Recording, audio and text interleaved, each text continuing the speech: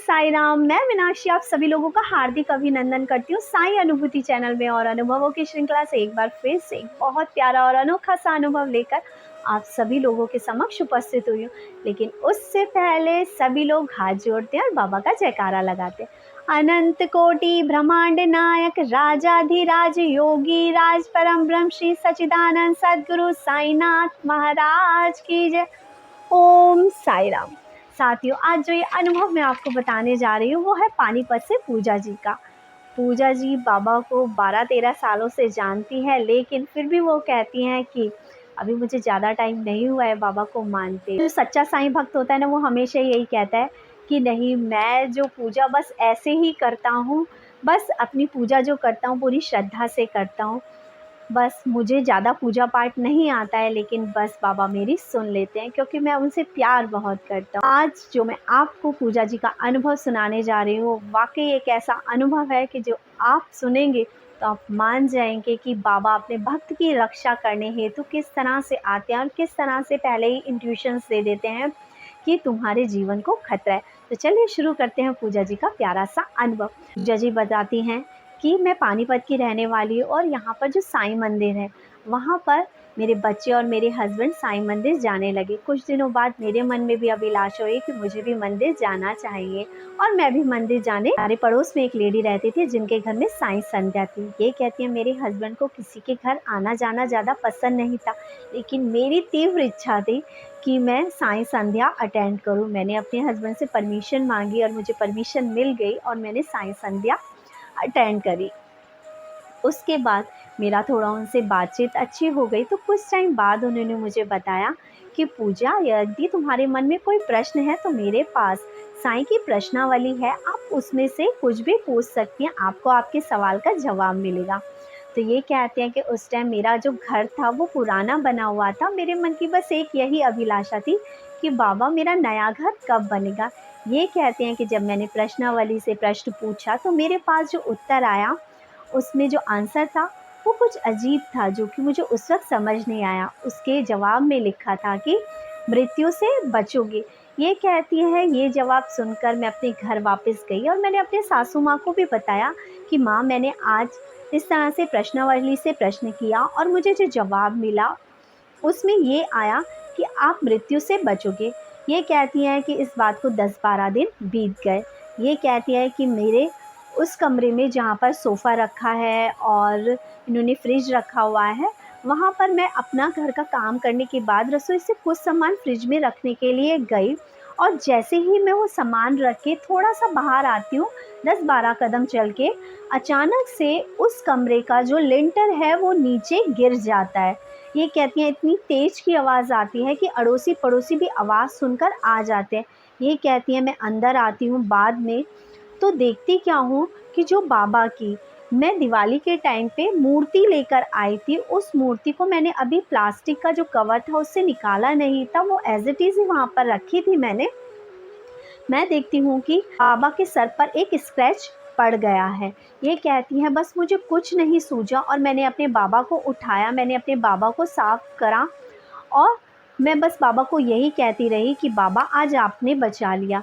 ये कहती हैं कि उसके बाद मैंने पंडित जी को बुलाया और पंडित जी को जब दिखाया तो पंडित जी ने ये बोला कि तुम्हारे ऊपर मृत्यु का जो संकट था वो बाबा ने अपने सर ले लिया और बाबा तुम्हारी जो तकलीफ़ थी वो अपने ऊपर लेके चले गए। ये कहती हैं उसके बाद मैं बस सन्न होके रह गई कि मेरे बाबा ने मुझे बचा लिया, वरना आज मैं नहीं बचती और हो सकता है कि मेरी जो तस्वीर है उस पे फूल चढ़ा होता है। ये कहती है काफ़ी टाइम तक मैं बस लोगों से यही कहती रही कि अगर बाबा ने मुझे नहीं बचाते तो आज मैं भी तस्वीर में माला टंगी के रूप में यहाँ पर होती। ये बाबा को धन्यवाद कहती हैं। इनके हस्बैंड भी कहते हैं अगर आज बाबा ना होते तो शायद तू ना बच पाती। इसके अलावा ये कहते हैं कि बाबा की कृपा तो हम पे बरसती ही रहती है। कहते हैं कि जब से मैंने बाबा का दामन थामा, हमेशा हमें बाबा के अनुभव होते रहे हैं। ये कहती हैं कि बाबा के फर्श पर भी हमारे यहाँ पे दर्शन हुए हैं, जिसकी पिक इन्होंने मेरे साथ शेयर की है। ये कहती है कितनी बार हमारे बाथरूम में भी बाबा का फेस उभर कर आया है। रोटी मैं बनाती हूँ उसमें भी बाबा का फेस उभर कर आ जाता है। बाबा हर पल हर क्षण मुझे दर्शन देते हैं। मैंने चाँद में भी कितनी बार बाबा के दर्शन किए हैं। ये कहती हैं कि मैं बाबा के जो दर्शन है चाँद में तो लगभग करती ही रहती हूँ। ये कहती हैं कि ऐसे ही एक बार वैलेंटाइन डे के दिन मैं अपनी फ्रेंड के साथ साईं बाबा मंदिर गई। वहाँ से उसने बाबा के लिए फूल लिया और हम अंदर की तरफ जाने लगे। जब हम अंदर की तरफ चलने लगे तो कहने लगी वो कि ना आज वैलेंटाइन डे है और वैलेंटाइन डे में जिसे हम बहुत प्यार करते हैं ना, उसे हमें फूल देना चाहिए। ये कहती है मेरे मन में ये हुआ कि बाबा मैं तो सिर्फ़ आपको ही सबसे ज़्यादा प्यार करती हूँ, लेकिन मैं आपके लिए फूल नहीं लेकर आई हूँ। लेकिन हाँ, मेरे मन की इच्छा है जो आपकी गर्दन के पास गुलाब का फूल लगा है ना, वो मुझे मिल जाए। ये कहती है हम आगे बढ़े, बाबा के चरण को हमने छुआ। जैसे ही चरणों में माथा टेका उसके बाद सर ऊपर किया तो पंडित जी ने फटदनी से मुझे बाबा के गर्दन में जो फूल लगा था वो उठा के मेरी झोली में डाल दिया। ये कहती हैं मैं तो खुश हो गई, बाबा मैंने आपसे मांगा और आपने मुझे दे दिया। ये कहती हैं उसके बाद मैंने अपनी फ्रेंड को बोला ये तो मुझे नहीं पता कि मैंने जो मन्नत मांगी वो पूरी हुई या नहीं हुई, लेकिन हाँ मैंने बाबा से अभी फूल मांगा था और बाबा ने मुझे एकदम से दे दिया। इसके अलावा ये बताती हैं कि ये हमेशा लगभग साल में बाबा इन्हें शिरडी बुलाते ही रहते हैं। ये कहते हैं कि वहाँ शिरडी में हम एक होटल में रहते हैं जिसका नाम है साईं किंगडम होटल। वहाँ के जो भैया हैं उन्होंने इन्हें बहन बना रखा है। ये कहती हैं कि बहन होने के नाते उन्होंने मुझे एक बार ये कहा कि जब आप बाबा को इतना मानते हो प्यार करते हो तो यहाँ पर बाबा के खिचड़ी का भंडारा कराया करो।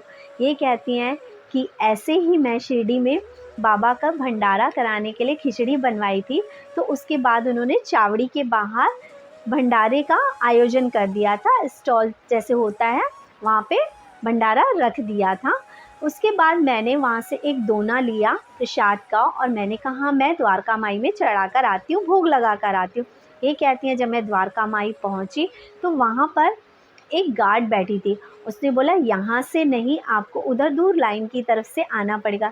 ये कहती हैं कि जब मैंने उस लाइन को देखा तो मैंने बाबा की तरफ देखते हुए कहा कि बाबा इतनी लंबी लाइन है, इतनी दूर से मैं आपके पास तक कैसे पहुंचूंगी, मुझे तो अभी भंडारा भी शुरू करना है। कहती है फिर पता नहीं गार्ड को क्या हुआ, उसने मुझे बोला अच्छा इधर आओ, मैं तुम्हें इस तरफ लाइन से निकाल देती हूँ, तुम जल्दी से दर्शन कर लेना।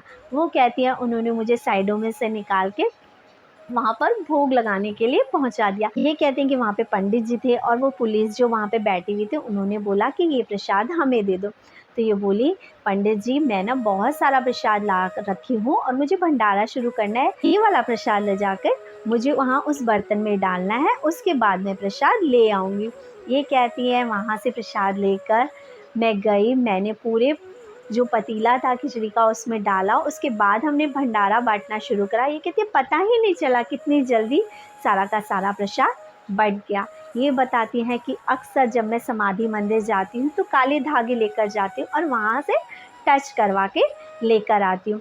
ये कहते हैं क्योंकि वहाँ होटल के भैया मुझे अपनी सिस्टर मानते हैं तो एक बार मैंने उन्हें भी वो धागा दे दिया, उन्होंने वो धागा पहन रखा था। ये बताती हैं कि भैया बताते हैं कि मेरा एक फ्रेंड था, वो बहुत परेशान था, इवन इतना परेशान कि वो सुसाइड करना चाह रहा था। तो भैया ने अपने गले में से उस धागे को निकाल कर अपने फ्रेंड के गले में डाल दिया।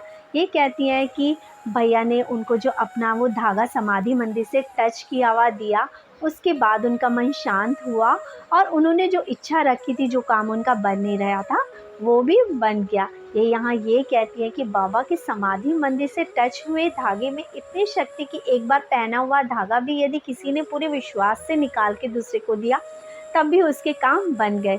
ये बताती हैं कि इनके पास हमेशा काले धागे रहते हैं। अगर उन्हें लगता है कि किसी की ज़रूरत है, किसी की तबीयत ज़्यादा ख़राब है तो ये उसको वो धागा दे देती हैं। वो समाधि मंदिर से जल भी टच करवा के लाती हैं और वो टच भी ज़रूरतमंद इंसान को ये देती हैं। ये कहती हैं बस मेरी तो बाबा से यही इच्छा है, बाबा हमेशा हमारे अंग संग रहना, हमारे साथ रहना। बाबा ने बहुत कुछ दिया है। सबसे पहले जब मैं बाबा से जुड़ी तो बाबा ने मेरा मकान ही बनवाया, बाबा ने मेरे मृत्यु का जो संकट था उसको भी दूर किया।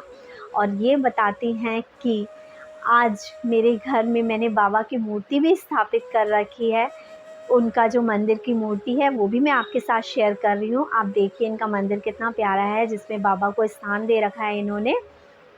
और ये बाबा को भोग लगाती हैं, बाबा को जो भी वस्त्र पहनाती हैं वो खुद अपने हाथ से ही सिलकर पहनाती है। कहती है मैंने आज तक बाबा के लिए बाहर से नहीं लिया, मुझे जो भी कपड़ा पसंद आता है मैं वो लाती हूँ और अपने बाबा के लिए खुद से कपड़े बनाती हूँ और दूसरे भगवानों के लिए भी खुद से बनाती हूँ।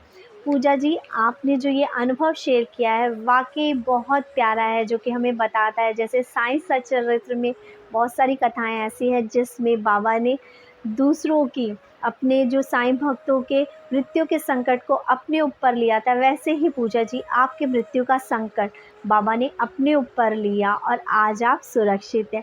बस बाबा से प्यार मांगते रहिए, बाबा को प्यार देते रहिए और बस बाबा आपके काम बनाते रहेंगे। इसी के साथ सभी साईं डिवोटीज़ से यही अनुरोध करती हूँ, बाबा को पूरी श्रद्धा और विश्वास के साथ मानिए। बाबा हमारा विश्वास है, बाबा हमारी शक्ति हैं।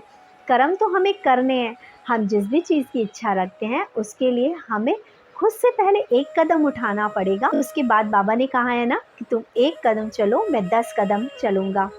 तुम नाम मेरा पुकारो, मैं हाजिर हो जाऊँगा। तुम एक कदम चलो, मैं 10 कदम चलूँगा। तुम नाम मेरा पुकारो, मैं हाजिर हो जाऊँगा। और इसी के साथ सभी साईं डिवोटीज़ से यही अनुरोध, अपने पास जो बाबा के प्यारे प्यारे अनुभव रख के अभी बैठे हैं वो चैनल के साथ शेयर कीजिए। हो सकता है आपका कौन सा एक अनुभव सुन के कौन सा साईं डिवोटी प्रेरित हो, वो उसी तरह से बाबा को पूजे, उसके मन में विश्वास जागे और उसका काम बन जाए। चैनल को ज़्यादा से ज़्यादा शेयर करें, लाइक करें, सब्सक्राइब करें। ओम साईं।